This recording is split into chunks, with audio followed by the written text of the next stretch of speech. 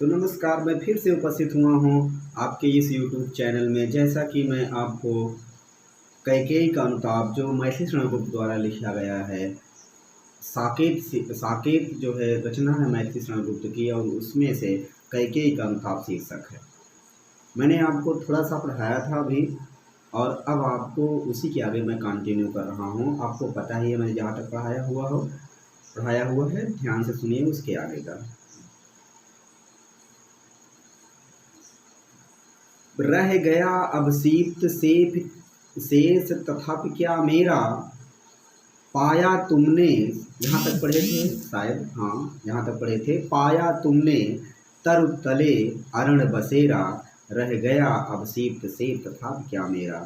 तुमको इस वृक्ष के नीचे तरु तले जंगल में बसेरा मिला हुआ है, तुम निवास कर रहे हो, इसके अलावा और मेरी क्या इच्छा रह सकती है। भरत जी कह रहे हैं इसके अलावा मेरी और इच्छा क्या होगी। तुमको वृक्षों के नीचे बसेरा मिला हुआ है, तुम वृक्ष के नीचे निवास कर रहे हो, इससे बढ़कर मेरी और इच्छा क्या हो सकती है। हाँ इसी आयस है, हाँ क्या रहा अब शीत और तथापि तन तड़प तड़प कर तप्त तात ने त्यागा।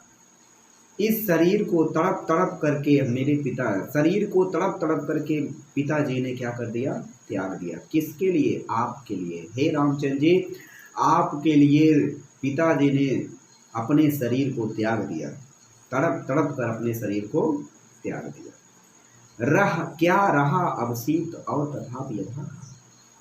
आखिर इस अभागे की और इच्छा क्या रह जाएगी। आखिर इस अभागे की और इच्छा क्या होगी कि पिता ने भी अपने शरीर को तड़प तड़प कर क्या कर दिया, त्याग दिया।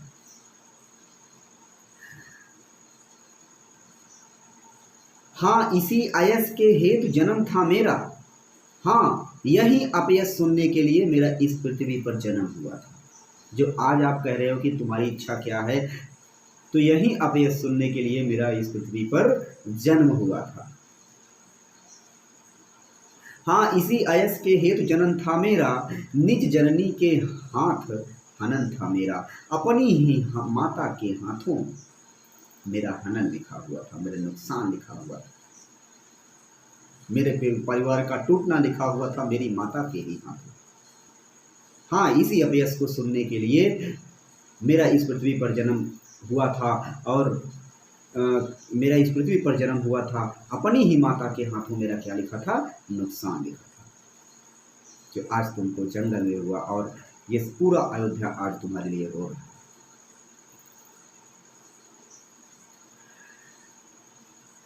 अब कौन अब शीत और वह किसका। हे आर्य, अब कौन सी इच्छा और किसकी इच्छा। अब कौन सी इच्छा, वह किसका और किसकी इच्छा। हे यार, अब कौन सी इच्छा और किसकी इच्छा। संसार भ्रष्ट है, संसार नष्ट है, भ्रष्ट हुआ घर जिसका संपूर्ण संसार नष्ट हो गया है, जिसका पूरा परिवार बिखर गया है। आखिर उसकी और कौन सी इच्छा रह जाएगी। किसकी इच्छा और कितनी इच्छा और रह जाएगी, जिसका पूरा संसार नष्ट हो गया है और पूरा परिवार टूट कर बिखर गया है, और उसकी इच्छा क्या हो जाएगी, रहेगी।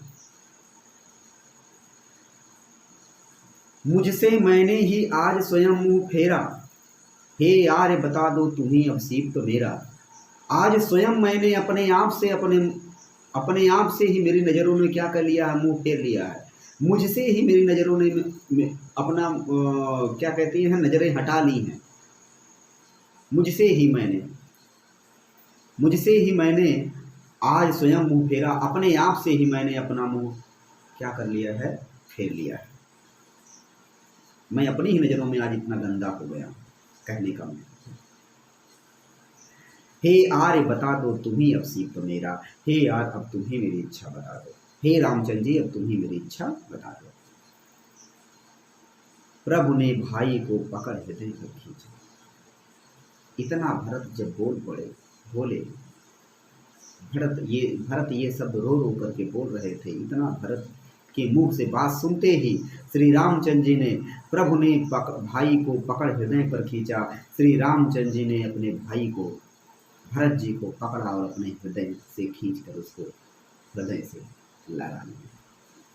तुरंत श्री रामचंद्र जी ने क्या किया, अपने भाई को अपने हृदय से लगा लिया और रोदन जल से सा विनोद उन्हें फिर सींचा।